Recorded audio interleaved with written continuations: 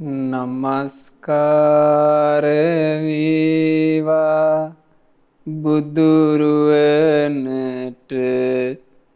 සැමදා බුදු හිමි සරණ යමි. නමස්කාර වේවා ධම්රුවනට සැමදා සදහම් සරණ යමි. නමස්කාර වේවා සංඝරුවනට සැමදා මහා සංඝ සරණ යමි. නමස්කාර වේවා තුනුරුවනට සැමදා තිසරණ සරණ යමි. සාදු සාදු සාදු. අපගේ කල්යාණ මිත්‍රෝත්තම මාගේ ගුරු දේවෝත්තම පරම පූජනීය පින්වත් ලොකු ස්වාමීන් වහන්සේට ගෞරවාදර වන්දනාව වේවා. සාදු සාදු සාදු. ගරුතර මහා සංඝරත්නයන් අවසරයි. සදහවත් පින්වතුනි, හෝමාගම උඩුවන පදිංචි පින්වත් ප්‍රේමලතා මායාදුන්නේ මෑණියන්, නිව්යෝර්ක් නගරයේ පදිංචි පින්වත් චාන්දනී සුබසිංහ මෑණියන්, මාලන් කරුණාරත්න මහත්මයා, මේබලා මෑණියන්, ප්‍රසන්න මහත්මයා, නිරෝෂි මෑණියන්, කෞෂිනී වික්‍රමසිංහ දියණිය සහ ඉන්දු මෑණියන් ඇතුළු ඒ පවුලේ හැම දෙනා යන මේ සෑම සියලු දෙනාගේ දායකත්වයෙන් අනුග්‍රහයෙන් අද මේ ධම්මෝසදහ සද්ධර්ම දේශනාව සිද්ධ කෙරෙන්නේ. අප බුදුරජාණන් වහන්සේ මහා කරුණාවෙන් ලෝක සත්වයාගේ සසර දුක්ගිනි නසාරීම පිණිස සංසාර ගමනේදී අකුසල් නිසා ලෙඩවුණ ලෝක සත්වයාව සුවපත් කිරීම පිණිස දේශනා කළ ධර්මය අප මේ වැඩසටහනේදී ශ්‍රවණය කරනවා. අපේ බුදුරජාණන් වහන්සේ එක කාලයක ගංගානං නදිය අසබඩ මහත් වූ භික්ෂු සංඝයා සමග වැඩ ඉන්නවා. ඒ කාලේ පින්වතුනි හොඳටම ඉහළට වර්ෂාව වැටෙලා ගංගානං නදිය කටමට්ටමට පිරීලා තිබුණා. කොටින්ම කොච්චර ගංගානං නදිය පිරුණාද කියන්නේ ගොඩබිම ඉඳලා කපුටොත් නදියෙන් වතුර බොනවා කියනවා. කියන්නේ කපුටෙකුට නදී වතුරට හොට ගහන්න පුළුවන් තරමටම උඩට වතුර පිරීලා. බුදුරජාණන් වහන්සේ ඒ වෙලාවේ භික්ෂුන් වහන්සේලා අමතලා කියනවා, මහණෙනි මගදෙහි හිටියා මෝඩ ගොපල්ලෙක්. මේ මෝඩ ගොපල්ලා මේ වගේ මහ වරුසාව තියෙන කාලේ තමන්ගේ හරක් පට්ටිය දක්කගෙන මේ නදිය ළඟට ආවා. මේ ගොපල්ලාට දැන් නදියෙන් එතෙර වෙන්න ඕන මහත් වූ ජලය තියෙද්දි මේ ගොපල්ලා හරකුන් ගැන දන්නේ නැහැ. තමන්ගේ හරක් පට්ටි ඉන්න හරකුන්ගේ තියෙන දක්ෂතා අදක්ෂකම් ගැන දන්නේ නැහැ. ඊළඟට මේ හරකුන්ගේ වයස් ප්‍රමාණය ගැන වැටහීමකුත් නැහැ. හරකුන්ගේ ශක්තිය ගැන වැටහීමකුත් නැහැ. ඊළඟට නදී වතුරේ තියෙන සැඩපහරේ භයානකකම ගැන වැටහීමකුත් නැහැ. ඊළඟට මේ ගොපල්ලාට තීර්ථය ඊතර වෙන්න හොඳ තොටුපළ ගැන වැටහීමකුත් නැහැ. මේ ගොපල්ලා නුසුදුසු තොටුපළකින් හරක් පට්ටිය ඔහේ ගඟට යොමු කළා. ගංගානං නදිය මැදට එනකොට මේ හරකුන්ට ගංදියේ වේගය දරා ගන්නට බැරුව ගියා. ඔක්කොමලා නදී සැඩපහරට අහු වෙලා ගහගෙන ගියා, විනාශ වුණා. බුදුරජාන් වහන්සේ අහනවා, මහණෙනි කාගේ මෝඩකමද?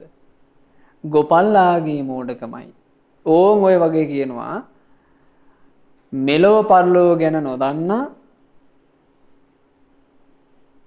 මාරයාට අයිති දේ මාරයාට අයිති දේ ගැන නැති දේ ගැන නොදන්නා ඥානයක් නැති ශාස්ත්‍රූවරයෙක්ව තමන්ගේ සරණ කරගත්තොත් අන්න උන්දලාටත් ඔය හරක් පට්ටියට වෙච්ච වින්නැහිය තමයි වෙන්නේ කියලා බුදුරජාණන් වහන්සේ වදාලා. මහණෙනි ඕන්න ඔය වගේමයි මගදී තවත් හිටියා ගෝපල්ලෙක්. හැබැයි මේ ගෝපල්ලා කලින් කෙනා වගේ නෙමෙයි, හරි දක්ෂයා. මේ ගෝපල්ලා තමන්ගේ හරක් පට්ටියේ ඉන්න හරකුන්ගේ විවිධත්වය වෙන වෙනම දන්නවා. ඊළඟට වැස්ස කාලෙට ගංගානම් ගඟ උතුරනකොට ගන්ධිය කොච්චර සැඩද කියලා දන්නවා. ඒ සැඩ කාලේ වුණත් ගඟෙන් එතර වෙන්න හොඳ තොටුපොළ මොකක්ද කියලා මේ ගෝපල්ලා දන්නවා. මේ ගෝපල්ලා ගංගානම් නදිය අසබඩට තමන්ගේ හරකුන්ව ගෙනවුවා. ওই ගවරැලේ ඉන්නවා ගවරැලේ ගවයෝ ගෞරව කරන ගවරැලේ නායක ගවයෝ. උන්ට කියනවා අපි වෘෂභ ගව පීතෘවරු. මෙන්න මේ වෘෂභ රාජයන්ව මුලට ගත්තා. ඒ වෘෂභ රාජයන්ව මුලට අරගෙන ඊට පිටිපස්සෙන් ශක්ති සම්පන්න හරක් ටික පෙළ ගැස්සෙව්වා. ඊට පිටිපස්සෙන් තරමක් ජව සම්පන්න තරුණ වස්සෝ වැසියෝ පෙළ ගැස්සුවා. ඊට පිටිපස්සෙන් දුර්වල වස්සෝ වැසියෝ මේ පෙළ ගැස්සලා ඒ අතරින් පොඩි පැටව හිටියා පින්වතුනි. එදා උපන්නා වගේ චුට්ටි චුට්ටි පැටව. එයාලව අම්මලා ළඟින්ම තිබ්බා. එතකොට මේ විදිහට පිළිවෙල හදලා තමයි ඔහු මේ හරකුන්ව ගන්ධියට යොමු කළේ. ඒ ගන්ධියට යොමු කරාම අර වෘෂභ රාජයන්ට මේ ගන්ධිය සැඩපහර කපාගෙන යන්න තරම් හයිය තියෙනවා. තොටුපළත් ගොඩක් ගැඹුරු එකක් නෙමෙයි. ඒ නිසා ඒ වෘෂභයෝ පහසුවෙන් ගන්ධිය කපාගෙන ඉස්සරහට යනකොට පිටිපස්සෙන් එන අයට පේනවා Tamanට ඉස්සරහින් යන අය කිසි කලබලයක් නැතුව කිසි කරදරයක් නැතුව සුවසේ යනවා. ඒක දකිනකොට නැති හයියක් පිටිපස්සේ ඉන්න අයට උපන්නා.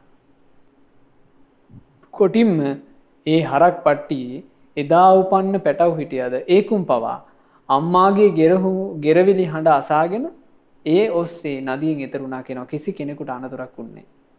කාගේ ඥානවන්තකමද? ගෝපල්ලාගේ ඥානවන්තකම. ආන්නේ වගේමයි කියනවා යම් කිසි පිරිසකට බුදුරජාණන් වහන්සේව සරණයන්ට ලැබෙනවාද ඒ සරණ. මොකද භාග්‍යතුන් වහන්සේ කුසලෝ ඉමස්ස ලෝකස්ස මෙලොව ගැන දන්නේය. කුසලෝ පරස්ස ලෝකස්ස පරලොව ගැන දන්නේය. කුසලෝ මච්චු දෙහියස්ස මරණයට අයිති දේ දන්නේය. කුසලෝ අමච්චු දෙහියස්ස මරණයට අයිති නැති දේ දන්නේය. කුසලෝ මාර දෙහියස්ස මාරයාට අයිති දේ දන්නේය. කුසලෝ අමාර දෙහියස්ස මාරයාට අයිති නැති අමෘත නිවන ගැන දන්නේය. එබඳු බුදුරජාණන් වහන්සේ ගැන භාග්‍යතුන් වහන්සේ වදාලා යම් කෙනෙකුට තියෙනවා නම් සද්ධා මත්තං ශ්‍රද්ධා මාත්‍රයක් ප්‍රේම මත්තං ප්‍රේම මාත්‍රයක් ඒක ඔහුන්ට දීඝරත්තං හිතාය සුඛාය සංවත්තති දීර්ඝ කාලයක් හිතසුව පිණිස හේතු වෙනවා කියලා. එතකොට ඒ බුදුරජාණන් වහන්සේ ගැන සදහැසිත උපදව ගන්නටයි අපි මේ ධර්මය අහන්නේ. ඒ උදෙසා අපි තරමක් ගැඹුරු නමුත් ඊටාම මනහර ධර්ම විග්‍රහයක් අන්තර්ගත නෙත්තිප්පකරණ පොත් වහන්සේ මේ විදිහට කෙටියෙන් මේ ධම්මෝසද වැඩසටහනින් ඉගෙන ගන්නවා. අද අපිට ඉගෙන ගන්න තියෙන්නේ විභත්තිහාර. එහෙම නැත්නම් ධර්ම කරුණු විග්‍රහ කොට දක්වා ධර්මයේ වෙත රැගෙන යාම නම් වූ කොටස බෙදා දැක්වීම ගැන. මේ විභත්තිහාරයේදී හරි ලස්සන විග්‍රහයක් විස්තර වෙනවා. මේ විස්තරය අපට වදාළේ අපගේ මහා කච්චාන මහරහතන් වහන්සේ. සූත්‍ර දේශනා දෙඅයුරකි. බුදුරජාණන් වහන්සේ වදාළ දේශනාව ආකාර දෙකයි. එකක් වාසනාවට අයත් සූත්‍රය. ඒවට කියනවා වාසනා භාගීය සූත්‍ර. අනෙක තියුණු අවබෝධයට අයත් සූත්‍රය. ඒට කියනවා නිබ්බේද භාගීය. එතකොට බුදුරජාණන් වහන්සේ වදාළ ධර්මය වාසනා භාගීය සූත්‍ර නිබ්බේද භාගීය සූත්‍ර කියලා සූත්‍ර දෙකයි. ප්‍රතිපදාවෝද දෙකකි. ප්‍රතිපදා දෙකක් තියෙනවා. පිනට අයත් ප්‍රතිපදාව මාර්ගඵලයන්ට අයත් ප්‍රතිපදාව කියලා ප්‍රතිපදා දෙකයි. සීලයන් දෙකකි. සීලයනුත් දෙකක් තියෙනවා. සංවර සීලය සහ ප්‍රහාණ සීලය වශයෙන්. බලන්න මේ විස්තරය. එහිදී භාග්‍යතුන් වහන්සේ වාසනා භාගීය සූත්‍රයේදී පිනට අදාළ ප්‍රතිපදාව ගැන දේශනා කරන සේක. වාසනා භාගීය සූත්‍රයේදී බුදුරජාණන් වහන්සේ පිනට අදාළ ප්‍රතිපදාව වදාරනවා. එවිට ඒ තැනැත්තා සංවර සීලයේ පිහිටියේ ඒ බ්‍රහ්මචර්යාවෙන් බඹසර ඇත්තේ වෙයි. එතකොට ඒක අහගෙන ඉන්න කෙනා සංවර සීලයේ පිහිටනවා.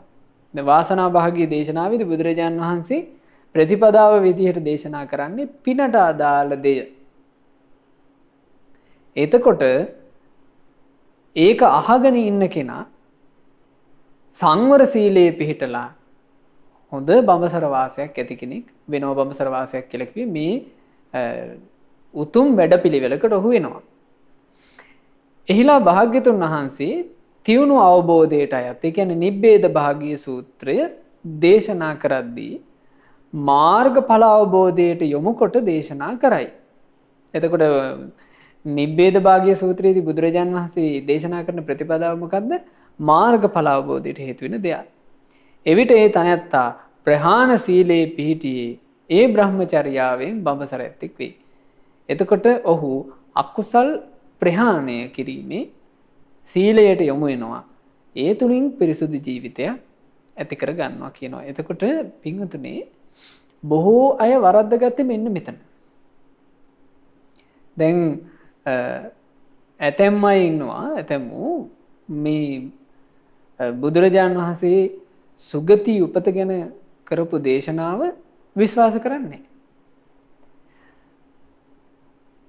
ඒ සුගති උපත ගැන කරන දේශනාව ගැන කියනකොට ඔව්වා පස්සේ කාලේ වෙනස් කරපුවාද කොහෙද? ඊට පස්සේ සමහරු ඉතිහාස කතාව හරියට දන්නේ නැතුව කියනවා ඔව්වා ඔය බුද්ධඝෝෂ ස්වාමීන් වහන්සේ ඇවිල්ලා ධර්මයේ විකෘත කරපුවා. මෙහිම මහා ආචාර්යවරුන්ට මහතෙරුවරුන්ට පවා ගරහනවා හරියට ඇත්ත නොදැන. බුදුරජාණන් වහන්සේගේ දේශනාව අපි මෙන්න මේ විදිහට තේරුම් ගන්න ඕන. ඉතින් මා මේ කියන කාරණාව ඔබට ගොඩාක් වැදගත් වෙවි. බුදුරජාණන් වහන්සේ එකල ධර්ම දේශනා කළේ මේ ගම් නියම් ගම් සිසාරා ගමින් ගම වැඩම කරමි. ඒ වැඩම කරද්දී පින්වතුනේ බුදුරජාණන් වහන්සේ දහම් දේශනා කරද්දී හොඳ තියුණු ප්‍රඥා තියෙන අයට බුදුරජාණන් වහන්සේ වහා අවබෝධ කරන්න ධර්ම දේශනා කළා. ඒ ධර්මයේ තුල බුදුරජාණන් වහන්සේ මේ සසරින් නිදහස් කරවන අර්ථයක්ම වදාලා. ඇතැම් තැන්වල බුදුරජාණන් වහන්සේ මිනිසුන්ට පුණ්‍ය ප්‍රතිපදාව වර්ණනා කරමින් සුගතිය වර්ණනා කරමින් දහම් කතාව දේශනා කළා. ඊළඟට ඇතැම් අවස්ථාවල දැන් ඔය උග්ඝහ සූත්‍ර ආදී තිබෙනවා.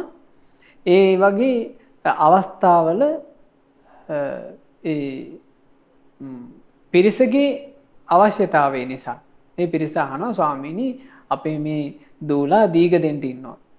එයාලගේ දීගේ සාර්ථක වෙන්න අවවාද කරන්න. එතකොට බුදුරජාණන් වහන්සේ ඊට අනුරූප ධර්මයක් දේශනා කරනවා.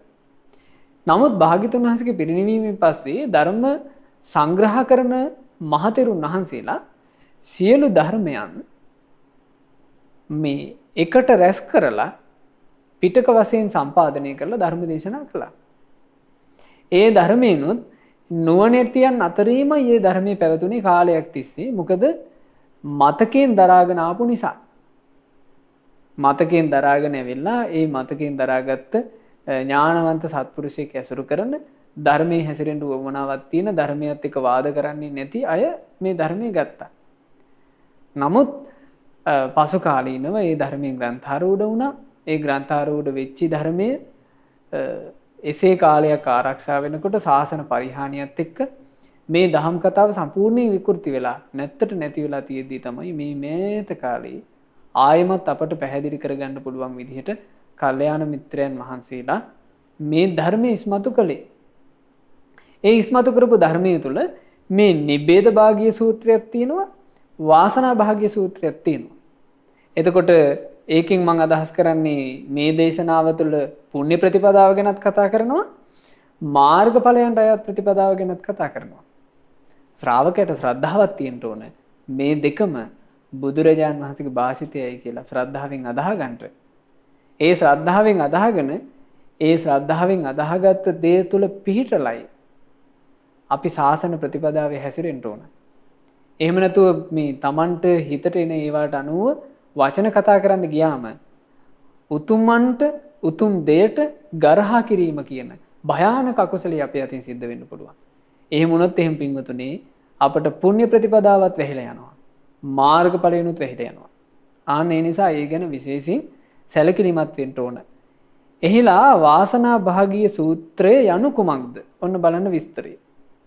බුදුරජාණන් වහන්සේ වාසනා භාගීය සූත්‍රයේදී දාන කතාව දානයේ පිළිබඳව දේශනා කළයි.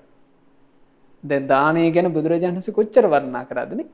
සත්පුරුෂ දාන, අසත්පුරුෂ දාන, දානය දිද්දී දාන මහප්ඵල වෙන්නේ කොහොමද? මේ දාන කතාව තිබේ. සීලය පිළිබඳ කතාවය, ස්වර්ග උපත පිළිබඳ කතාවය, කාමයන්ගේ ආදීනව පිළිබඳව කතාවය, කාමයන්ගෙන් නික්මීමේ ආනිසංස ගැන කතාවය. මේන්න මේවා වාසනා භාගීය සූත්‍රයයි. එතකොට දාන කතා, සීල කතා, සග්ග කතා, මේ කාමානං ආදීනවෝ, කාමයන්ගේ ආදීනව, ඊළඟට කාමයන්ගෙන් නික්මීමේ ආනිසංසය කියන මේ දේවල් විග්‍රහ කරන එකට කියනවා වාසනා භාගීය සූත්‍රය. එතකොට මේ හැම එකකින්ම විස්තර වෙන ප්‍රතිපදාව මොකක්ද? පුණ්‍ය ප්‍රතිපදාව. එහිලා නිබ්බේද භාගීය සූත්‍රය කියලා කියන්නේ මොකක්ද? යම් චතුරාර්ය සත්‍ය ධර්මයක් පැවසීමක් ඇද්ද? මෙය තියුණු අවබෝධය ගැන විග්‍රහ වෙන සූත්‍රයයි. ඒතර බුදුරජාණන් වහන්සේ දහම් දෙසද්දී ඔබ අහලා ඇති මුලින්ම මේ භාග්‍යතුන් වහන්සේ මේ දාන කතා, සීල කතා ආදී දේශනා කොට බුදුරජාණන් වහන්සේගේ මధుර වූ වාක් විලාසයෙන් ශ්‍රාවකයාගේ හිත තුළ තියෙන නීවරණ ධර්මයන් සංසිඳවනවා. ඊට පස්සේ බුදුරජාණන් වහන්සේ නිබ්බේද භාගීය ධර්මයේ වන චතුරාර්ය සත්‍ය, දුක්ඛ, සමුදය, නිරෝධ, මග්ග කියන චතුරාර්ය සත්‍ය දේශනා කරද්දී ඒ ශ්‍රාවකයා අවබෝධය කරා යනවා. හරියට දක්ෂ ගොපල්ලෙක් නිවැරදි තීර්ථයෙන් මේ මහා සංසාර ගමන කියන සැඩ සයුරින් එතෙර කරනවා වගේ.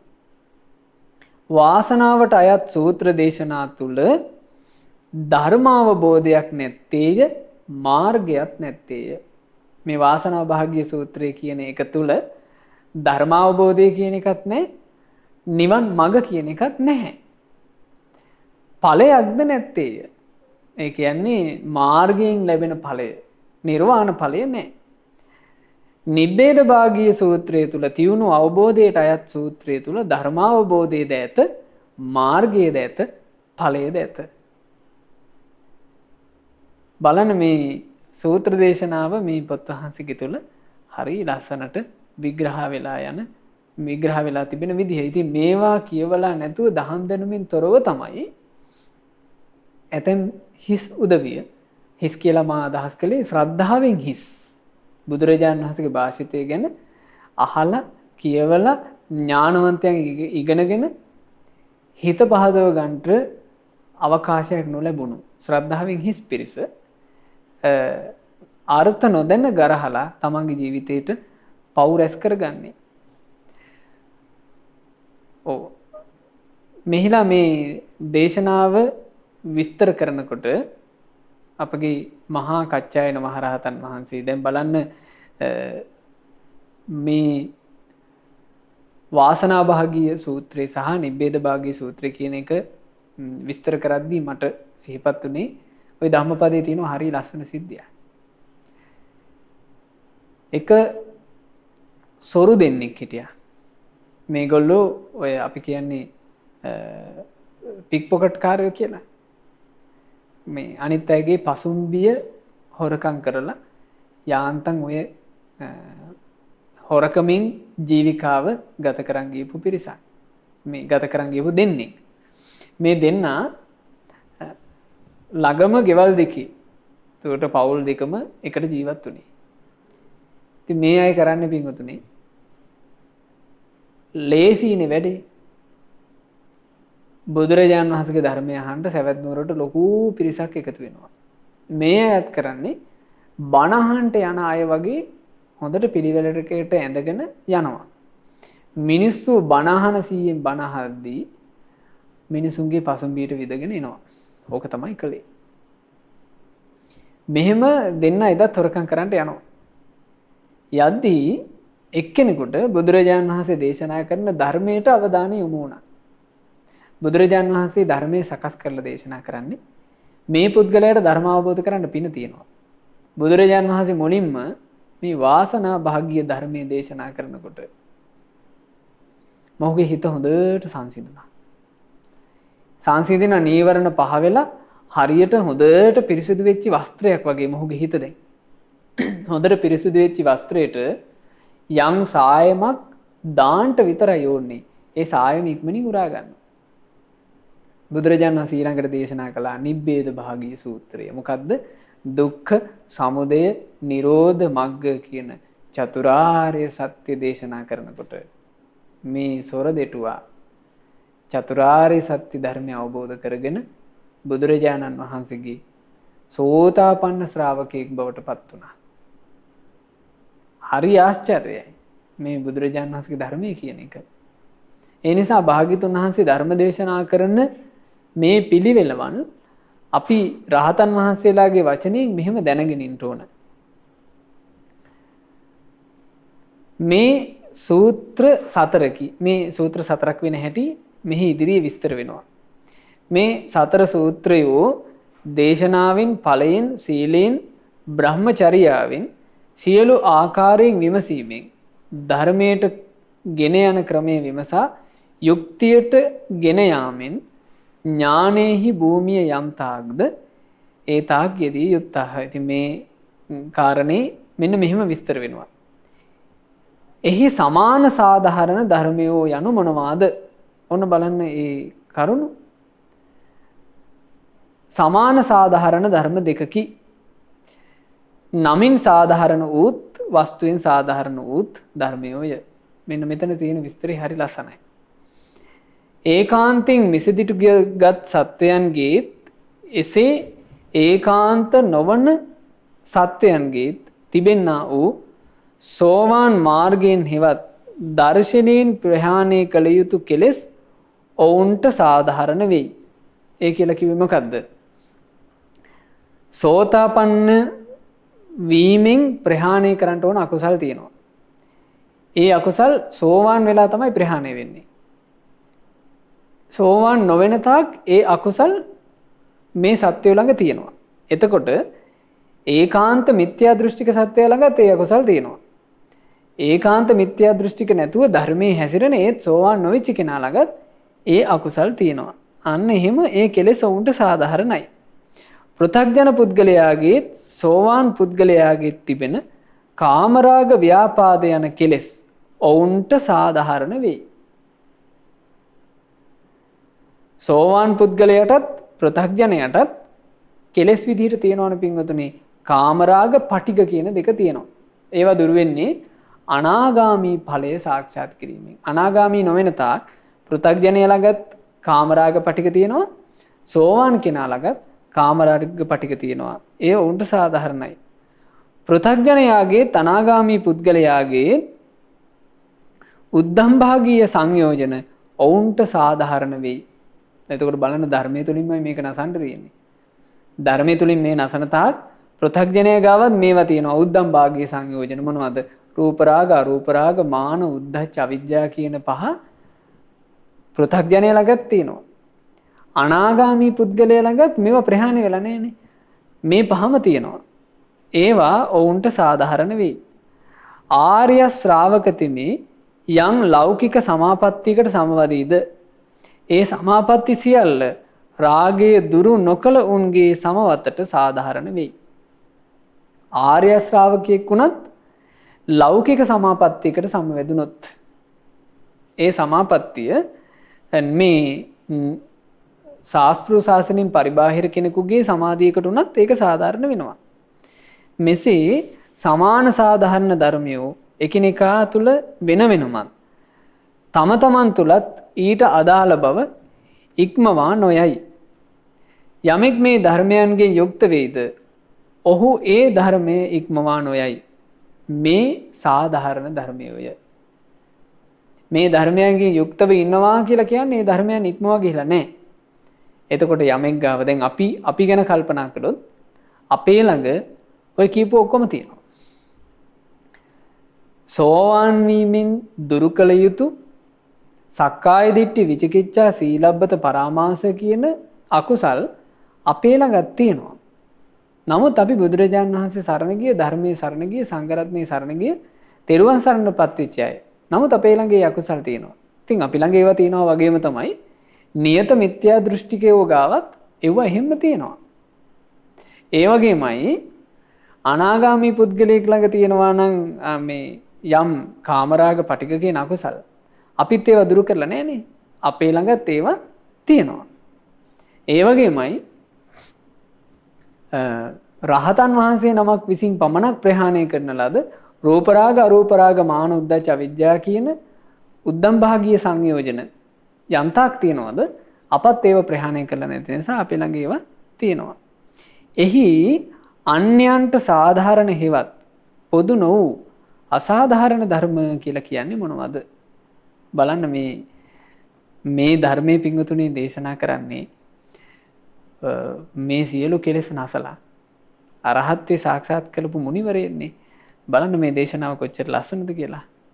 එය ධර්ම දේශනාව තුළින්ම හොයන්න ඕනේ කියනවා. සේක හෙවත් නිවන් මඟ හික්මෙන ශ්‍රාවකයෝත් අසේක හෙවත් නිවන් මඟ හික්මී අවසන් කළ රහත් ශ්‍රාවකයෝත් මෙන්ම ධර්මාවබෝධයට යෝග්‍ය වූත් අවයෝග්‍ය වූත් පුද්ගලයෝ වශයෙන් මෙහෙම තෝරන්න ඕන කියනවා. සෝවාන් මාර්ගයේ සිටින්නහුටත් සෝවාන් ඵලයට පත් වූවහුටත් කාමරාගය හා ව්‍යාපාදය සාධාරණය. ඔන්න ඒ විස්තර මේ අකුසල් ගැන තියෙන කතාව මේක අපි බොහොම සාවධානයෙන් තේරුම් ගන්න ඕන. සෝවාන් මාර්ගයේ ඉන්න කෙනාටත් සෝවාන් ඵලයට පත් වෙච්ච කෙනාටත් තවම දුරු නොකළ නිසා කාමරාගයේ පටිගය කියන ඒවා සාධාරණයි. නමුත් ධර්මතාවය පොදු නොවේයි. මොකක්ද කිව්වේ?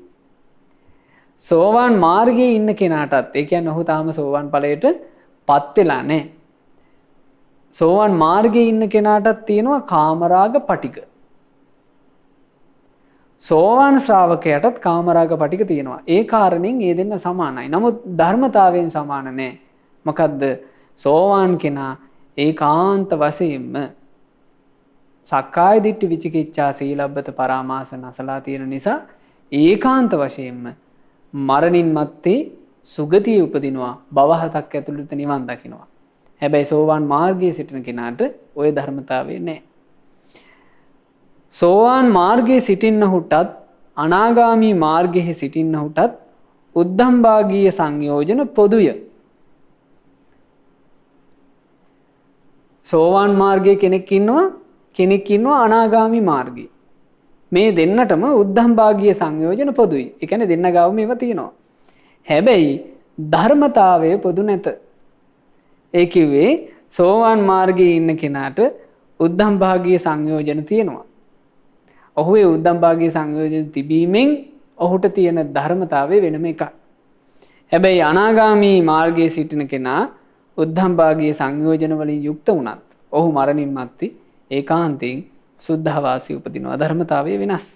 ඔහු අය කවදාවත් කාම ලෝකෙට එන්නේ නැහැ. නිවන් මඟ හික්මෙන සියලු දෙනා සේක යන නමට සාධාරණ වෙයි. නිවන් මඟ හික්මෙන හැම කෙනාටම අපිට කියන්න පුළුවන් සේක කියලා. නමුත් ඔවුන් ලබා ඇති මාර්ගඵලවල වෙනස්කම් නැමැති ධර්මතාවයන් පොදු නැත. නිවන් මඟ හික්මෙන හැමෝටම අපි කියනවානේ සේක කියලා. හැබැයි ලබලා තියෙන මාර්ගඵලය අනුව ධර්මතා වෙනස්. සේක භික්ෂුවක් තමයි සෝතාපන්න කෙනා. ඒ සෝතාපන්න කෙනත් සේක කෙනා බෙදෙනවා 3 ආකාරයකට. සේක භික්ෂුවක් ඉන්නවා ඒ සත්තක්ඛත්තු පරම කියලා. ඒ සේක ශ්‍රාවකයා මරණින් මත්තේ ඒකාන්ත වශයෙන් ආත්ම භාව 7ක් ගිහිල්ලා තමයි සසරින් නිදහස් වෙන්නේ. ධර්මතාවය වෙනස්.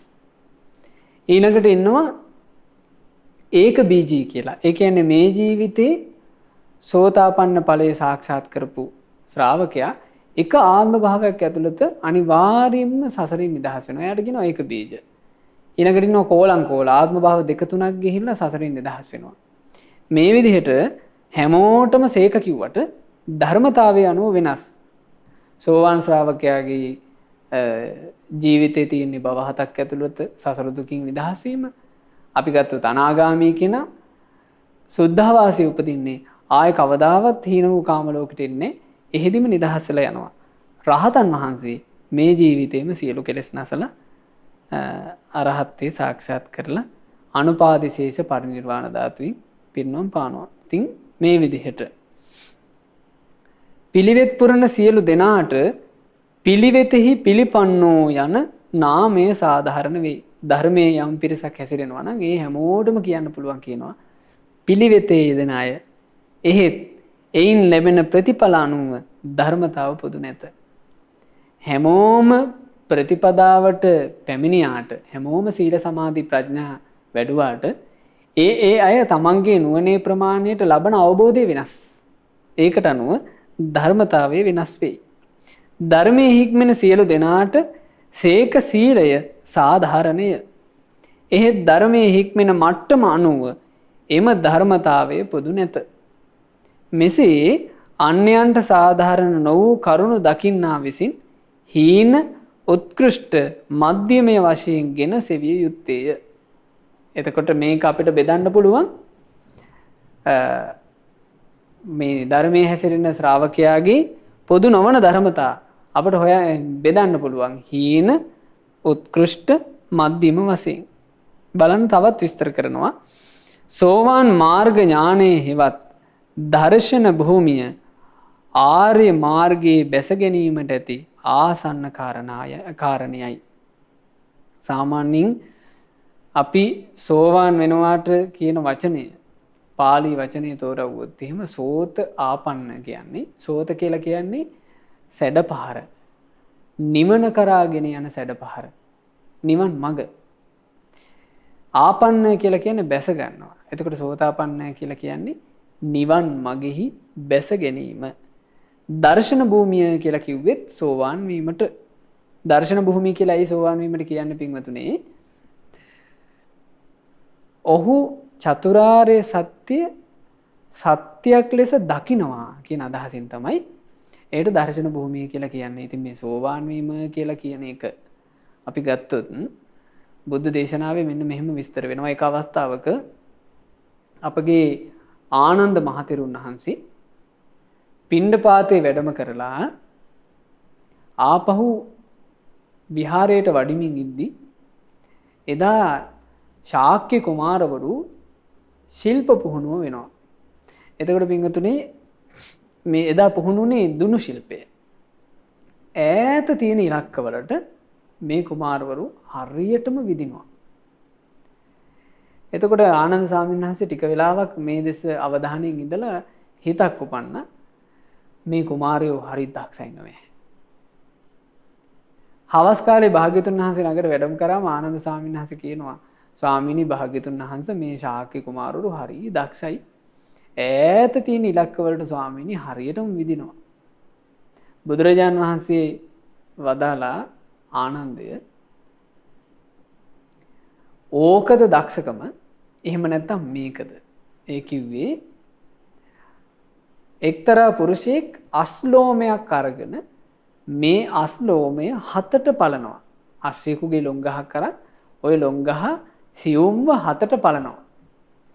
ඒ 7ට පැවුණු ලොම් ගහින් යම් කිසි වස්තුවක් එල්ලලා තියෙනවා.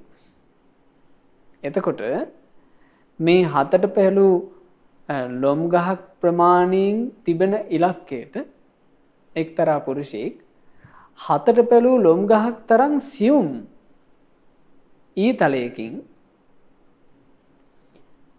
කට්ට අඳුරේ ඉද්දී අකුණක් ගහන එළියෙන් ඉලක්කය අඳුනගෙන විදිනවා. භාග්‍යවතුන් වහන්සේ ඇහුවා ආනන්දය මේ ශාක්‍ය කුමාරවරුද දක්ෂ අර හතට පැලූ අස්ලෝමයෙන් හතට පැලූ අස්ලෝමයට විදින කෙනාද? ස්වාමීනි භාග්‍යවතුන් වහන්සේ හතට පැලූ අස්ලෝමයෙන් හතට පැලූ අස්ලෝමයට විදින එකමයි දක්ෂකම.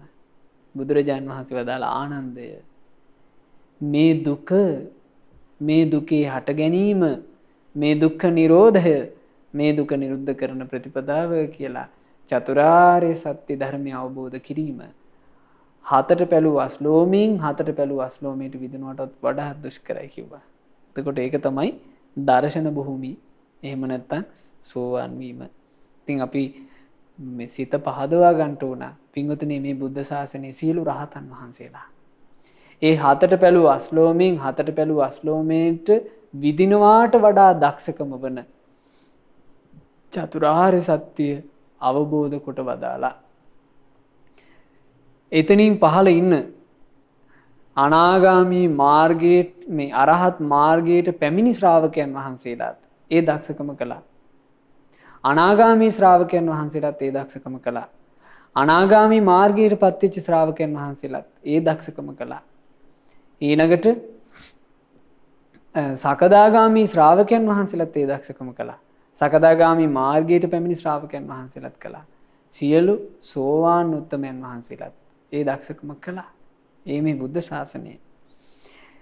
භාවනා භූමිය ඉහළ මාර්ග ඵලයන්ට පත්වීමට ඇති ආසන්න කාරණයයි. භාවනා භූමිය කියලා කිව්වේ අරහත්ත්වය. අරහත්ත්වය තමයි එතනින් ඉහළ මාර්ග ඵලයන්ට පත්වෙන්න ඇති ආසන්න කාරණයක. යම් කෙනෙක් සෝවාන් වුණාට පස්සේ ඔහුට අරහත්ත්වය පිණිස යම් ඉලක්කයක් තියෙනවාද? ඒ භාවනා භූමිය තමයි ඔහුට මාර්ග ඵලයන් තුල ඉහළට යන්න හේතුව වෙන්නේ. අවබෝධයේ හිමින් සිදුවෙන දුක් ප්‍රතිපදාව සමතයට ආසන්න කාරණයයි. අවබෝධයේ වේගයෙන් සිදුවෙන සැප ප්‍රතිපදාව විදර්ශනාවට ආසන්න කාරණාවයි. බලන්න මෙහි තවත් ලස්සන කරුණු විස්තර වෙනවා. දානමය පුණ්‍ය ක්‍රියාව යන කරුණ අනුන්ගෙන් ධර්මයේ ඇසීමට ඇති කාටත් පොදු ආසන්න කාරණයයි. සීලමය පුණ්‍ය ක්‍රියාව චින්තාමය ප්‍රඥාව ඇති කාටත් පොදු ආසන්න කාරණයයි. භාවනාමය පුණ්‍ය ක්‍රියාව භාවනාමය ප්‍රඥාව ඇති කාටත් පොදු ආසන්න කාරණාවයි. දානමය පුණ්‍ය ක්‍රියාව අනුන්ගෙන් ධර්මයේ ඇසීමටත් සුතමේ ප්‍රඥාවටත් කාටත් පොදු ආසන්න කාරණයයි. සීලමය පුණ්‍ය ක්‍රියාව චින්තාමය ප්‍රඥාවටත් යෝනිසෝ මනසිකාරයටත් පොදු ආසන්න කාරණයයි. භාවනාමය පුණ්‍ය ක්‍රියාව භාවනාමය ප්‍රඥාවටත් සම්මා දිට්ඨියටත් ඇති කාටත් පොදු ආසන්න කාරණයයි. මේ විදිහට විස්තර වෙනවා.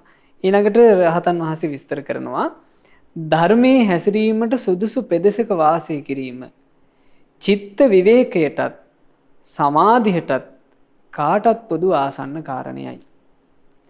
ධර්මයේ හැසිරෙන්න සුදුසු ප්‍රදේශයක වාසය කිරීම කියලා කියන්නේ චිත්ත විවේකය. චිත්ත විවේකය කියලා කිව්වේ නීවරණයන්ගෙන් බැහැර කරගත් සිත ලැබීම සහ සමාධිය. සමාධිය කිව්වම අපි දැන් දන්නවා ලක්ෂණ 4 යටතේ අපි ඉගෙන ගත්තා. කුසලයක් තුල එකම අරමුණක් තුල සිත තැම්පත්ව තියාගන්න ස්වභාවය සමාධිය. මේ දේ ලබන්නට නම් ඒට ආසන්න කාරණාව වෙන්නේ ධර්මයේ හැසිරෙන්න සුදුසු ප්‍රදේශයක දහම් කතාව ඇසෙන ප්‍රදේශයක වාසය කිරීම. සත්පුරුෂ ආශ්‍රයත් ත්‍රිවිධ රත්නයේ කෙරෙහි ඇති නොසෙල්වෙන පැහැදීමත් සමතේ ඇති කාටත් සමතේට ඇති කාටත් පොදු ආසන්න කාරණයයි. එතකොට බලන්න මේ ධර්මයේ හැසිරෙන කෙනාට කොයිතරම් උපකාර වෙන දෙයක්ද සත්පුරුෂ ආශ්‍රය. සත්පුරුෂයාගේ ආශ්‍රයත් ත්‍රිවිධ රත්නය කෙරෙහි ඇති නොසෙල්වෙන පැහැදීම. එතකොට ත්‍රිවිධ රත්නය කෙරෙහි නොසෙල්වෙන ප්‍රසාදයක් හටගන්නට නම් අපිට පින්වතුනි සත්පුරුෂ ආශ්‍රය ලැබෙන්න ඕන. සත්පුරුෂයා තමයි ත්‍රිවිධ රත්නය ගැන අපට කියලා දෙන්නේ. ත්‍රිවිධ රත්නය ගැන ගුණ වශයෙන් අපට කියා දෙන්නේ කවුද? සත්පුරුෂයා. එහෙමනම් සත්පුරුෂ කෙනෙකුගේ මුවින් පිට වෙන්නේ තුනුරුවනේ ගුණ ගායනාවයි. අපට ලැබුණනේ මහා සත්පුරුෂ රත්නයක්. අපේ ලංකා භූමියට ශ්‍රී සද්ධර්මයේ අරගෙන වැඩම කළේ පොසොන් පුන් පොහෝ දිනයක අපගේ අනුබුදු මිහිඳු මහරහතන් වහන්සේ. ඒ අනුබුදු මිහිඳු මහරහතන් වහන්සේ අපට බුද්ධ රත්නය ගැන කියලා දුන්නා. ධර්ම රත්නය ගැන කියලා දුන්නා. සංඝ රත්නය ගැන කියලා දුන්නා. මේ තෙරුවන ගැන අපට කියලා දීලා ඒ තෙරුවනේ ගුණ වශයෙන් වර්ණනා කරනකොට මේ ලංකා භූමියේ කොයිතරම් ඉක්මනට තෙරුවන් කෙරෙහි අචල ප්‍රසාදයේ ඇති මාර්ගඵලලාභින් බිහි වුණාද? ඒ අය කොයිතරම් සුවසේ තමන්ගේ සිත කුසල් තුල සංසිඳුවා ගත්තාද? ඉතින් මේ කියනවා සත්පුරුෂ ආශ්‍රයත් ත්‍රිවිධ රත්නය කෙරෙහි ඇති නොසෙල්වෙන ප්‍රසාදයත් සමතයට ඇති කාටත් පොදු ආසන්න කාරණයයි. තමාව යහපතෙහි පිහිටුවා ගැනීම. එතකොට සත්පුරුෂයාගේ ආශ්‍රයෙන් සද්ධර්මයේ අහන්ට ලැබෙනවා කියන එක වෙනම එකක්.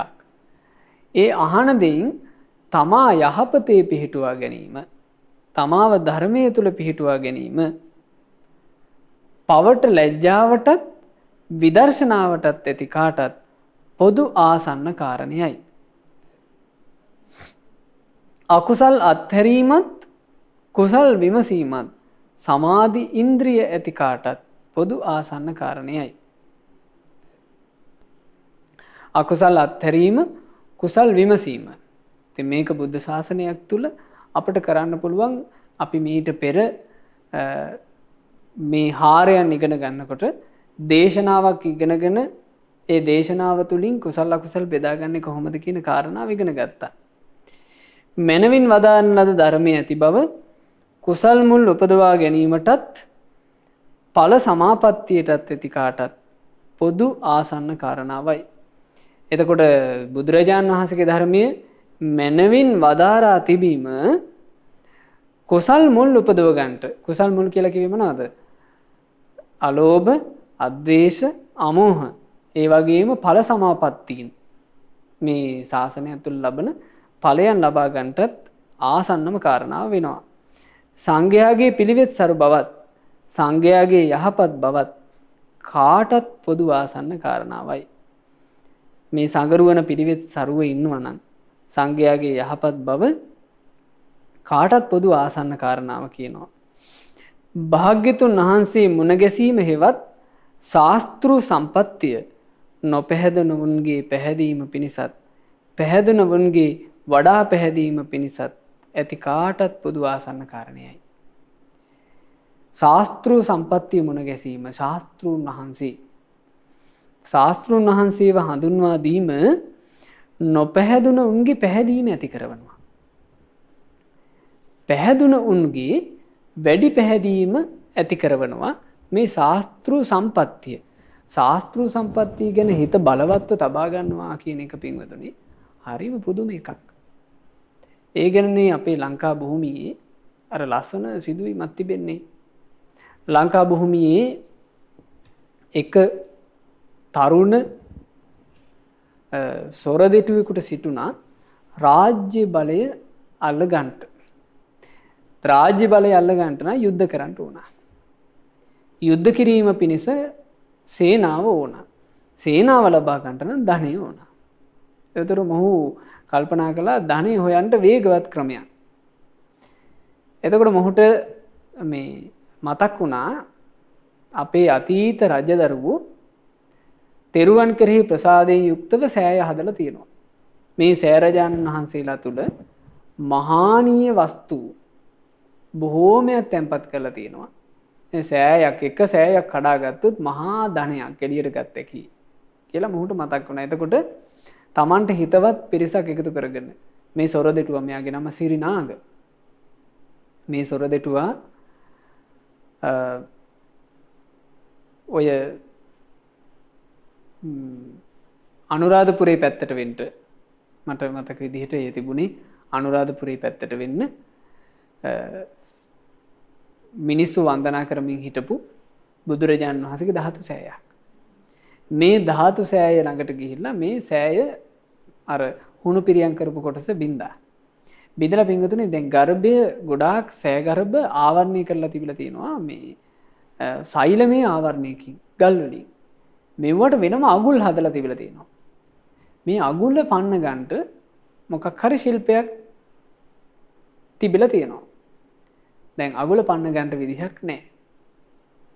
එතකොට සිරිනාග මේ ටික ඔක්කොම කඩලා දැන් ධාතු ගර්භයේ හාරන්න විදිහක් නැහැ. එතකොට ගමේ මිනිස්සුන්ට ඔක්කොම එකතු කරා. ගමේ මිනිස්සුන්ට තර්ජනය කරලා කිව්වා කියාපල්ලා කොහොමද මේ ගර්භෙ බිඳින්නේ? කිව්වේ නැත්තම් තොපි ඔක්කොම මරනවා කිව්වා. එතකොට අර මිනිස්සු මරණ බහින් මේ පෙවුලලා ගිහිල්ලා ඒ මිනිස්සු කියනවා අනේ ස්වාමී අපි නම් දන්නේ නැහැ. ඔය සෑයට උපස්ථාන කරන්නේ බහුලා කියලා සැඩොලෙක්. ආන් ඒ කණන් ඕක දන්නව ඇති කිව්වා. ආන් එතකොට කිව්වා එහෙනම් බහුලා කියන ඔය සැඩොලාව එකතු කරගෙන වරෙල්ලා. ඒ සැඩොලා එකතු කරගෙන ආවට පස්සේ මේ වංශක්කාරයා ළඟ මේ වංශක්කාරයේ ඉස්සරහා සැඩොලා මේ කුල බේදේ තියෙනවනේ ඉතින් දන ගැහුවා. දන ගහපුවම මේ සැඩොලාට කියනවා මේ සෑයේ ගර්භය බිඳින්නේ කොහොමද? මට කියපන් කිව්වා. එතකොට මේ සැඩොලා කියනවා අනේ ස්වාමී ඒ භාග්‍යවත් අරහත් සම්මා සම්බුදු රජාණන් වහන්සේව මම සරණ ගියා කිව්වා. එතකොට සිහි කරේ කුමක්ද? ශාස්ත්‍රු සම්පත්තිය සිහි කළා. ශාස්ත්‍රුන් වහන්සේව සිහි කළා.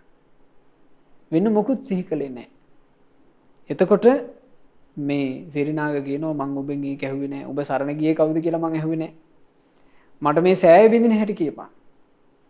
එතකොට ආයිමත් මේ සැඩොලා කියනවා මම බුදුරජාණන් වහන්සේව සරණ ගියා.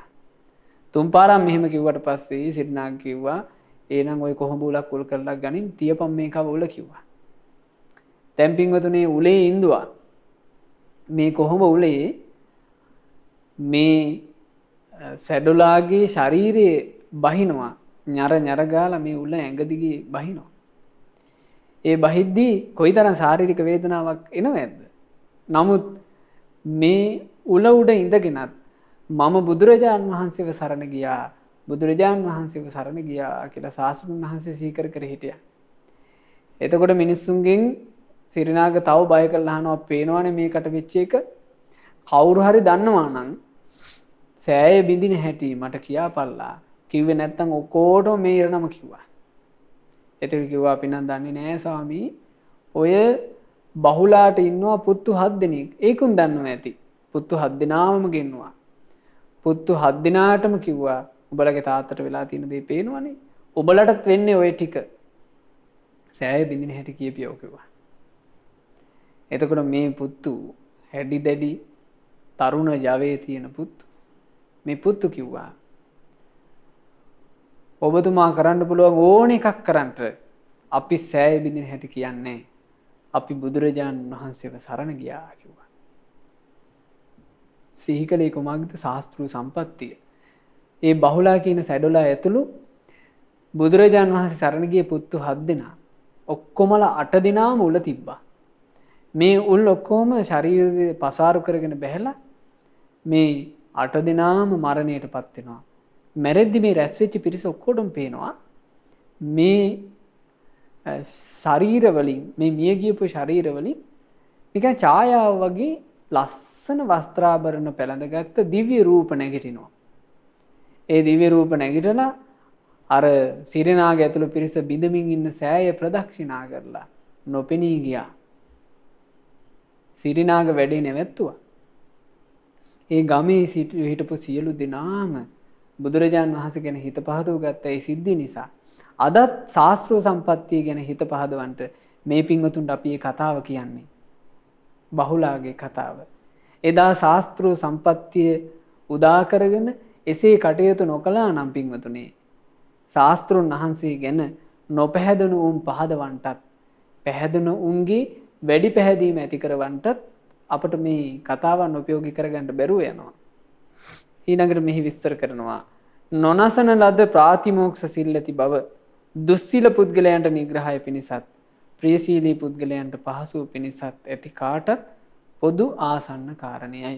මේ විදිහට තමයි මේ විභක්තිහාරය අවසන් වෙන්නේ. ඉතින් මේ ධර්ම කාරණා සමහර කරුණු අපි මේ විදිහට අහලා තිබුණේ නැහැ.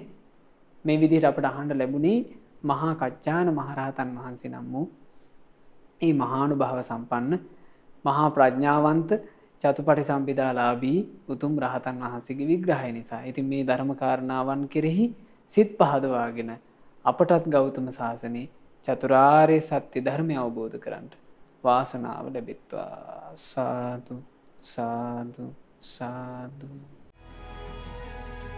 මෙවැනි වටිනා ධර්ම දේශනා නැරඹීමට ශ්‍රද්ධා YouTube චැනලය සබ්ස්ක්‍රයිබ් කර සීනුව ලකුණ ඔබන්න.